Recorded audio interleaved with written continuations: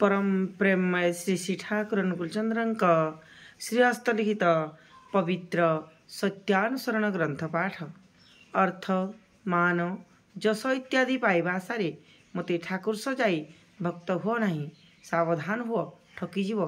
तुमर ठाकुरत्व जाग्रत नहेले केही तुमर केन्द्र भी नहंती, ठाकुर भी नहंती, फांकी देले ताहाई पाइब। अहंकार जेते घन अज्ञानता सेते बेसी, आउ अहं जेते पतला ज्ञान सेते उज्ज्वल। संदेह अविश्वासर दूत, आउ अविश्वास ही अज्ञानतार आश्रय।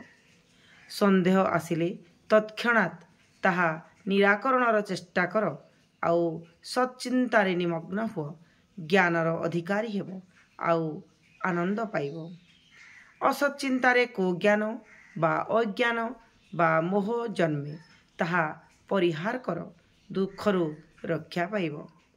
तुमे असत्रे जेतिकी आसक्त हेब, सेतिकी स्वार्थ बुद्धि संपन्न हेब, आउ सेतिकी कुज्ञान बा मोहरे आच्छन्न होई पड़िब, आउ रोग शोक दारिद्र्य मृत्यु इत्यादि जंत्रणा तुम परे सेतिकी अधिपत्य करिब, यह निश्चय। जय गुरु जय गुरु।